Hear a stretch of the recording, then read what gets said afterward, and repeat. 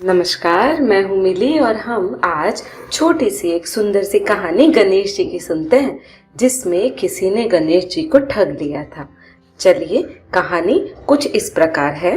गणेश जी विघ्न विनाशक व शीघ्र प्रसन्न होने वाले देवता है, ये तो हर कोई जानता है। अगर कोई सच्चे मन से गणेश जी की वंदना करता है तो गौरी नंदन तुरंत प्रसन्न होकर उसे आशीर्वाद दे देते हैं।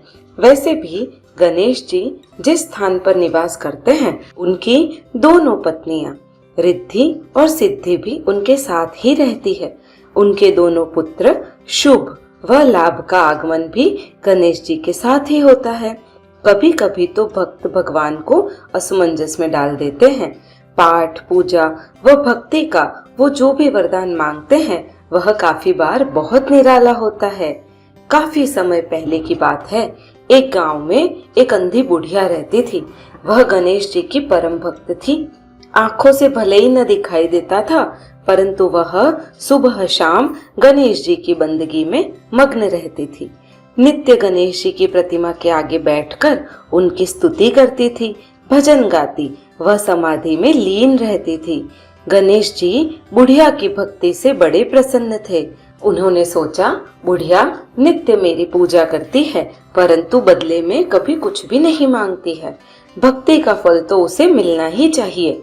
ऐसा सोचकर गणेश जी एक दिन बुढ़िया के सम्मुख प्रकट हुए तथा बोले, माई, तुम हमारी सच्ची भक्त हो। जिस श्रद्धा व विश्वास से तुम हमारा स्मरण करती हो, हम उससे बड़े प्रसन्न हैं। अब तुम जो भी चाहे वरदान मांग लो। बुढ़िया बोली, हे भगवान, मैं तो आपकी भक्ति प्रेम भाव से करती हूँ। मांगने का तो मैंने कभी सोचा ही नहीं, अतः मुझे कुछ नहीं चाहिए। गणेश जी पुनः बोले, यहाँ मैं वरदान देने के लिए आया हूँ और तुम मना कर रही हो। बुढ़िया बोली, हे सर्वेश्वर, मुझे मांगना नहीं आता। अगर आप कहें तो मैं कल मांग लूं, तब मैं अपने बेटे और बहू से सलाह मशवरा कर लूं। गणेश जी कल आने का वचन देकर लौट गए। बुढ़िया का एक पुत्र व बहू भी थी। बुढ़िया ने सारी बात उन्हें बताई और सलाह मांगी। बेटा बोला, माँ, तुम गणेश जी से ढेर सारा पैसा मांग लो, हमारी गरीबी दूर हो जाएगी, सब सुख चैन से रहेंगे। बुढ़िया की बहू बोली, नहीं नहीं, आप सुंदर पोते का वरदान मांग लो, वंश को आगे बढ़ाने वाला भी तो कोई चाहिए। बुढ़िया बेटे और बहू की बातें सुनकर असमंजस में पड़ गई और उसने सोचा, यह दोनों तो अपने अपने मतलब की बात कर रही है। बुढ़िया ने पड़ोसियों से सलाह लेने का मन बनाया। पड़ोसन भी नेक दिल की थी।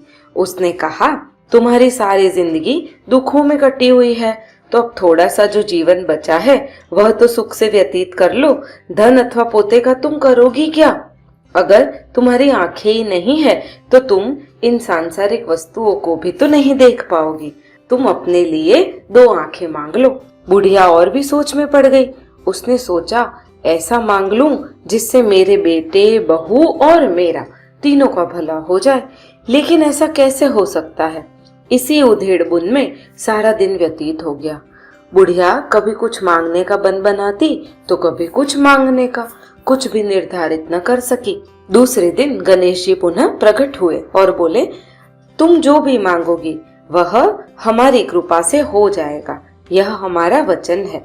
गणेश जी के पावन वचन सुन बुढ़िया बोली, हे गजराज, यदि आप सही में मुझ पर बड़े प्रसन्न है तो कृपया मुझे मन वांछित वरदान दीजिए। मैं अपने पोते को सोने के गिलास में दूध पीते देखना चाहती हूँ। बुढ़िया की बातें सुन गणेश जी की उसकी सादगी और सरलता पर हंसी आ गई। बोले, तुमने तो मुझे ठग लिया। मैंने तुम्हें एक वरदान मांगने को कहा था और तुमने वरदान में सब कुछ तो मांग लिया। तुमने अपने लिए लंबी उम्र तथा दोनों आंखें मांग ली, बेटे के लिए धन व बहू के लिए पोता भी मांग लिया।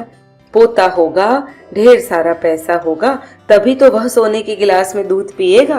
पोते को देखने के लिए तुम जिंदा रहोगी, तभी तो देख पाओगी। अब देखने के लिए 2 आंखें भी देनी पड़ेगी।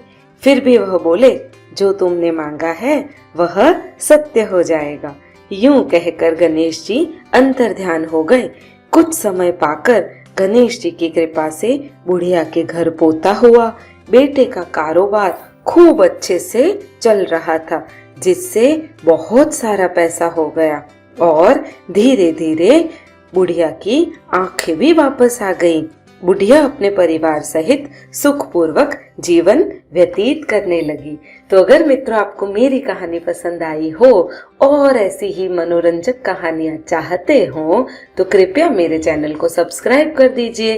कहानी पसंद आई हो तो लाइक कीजिए और कमेंट में जय श्री गणेश लिखना ना भूलें। धन्यवाद।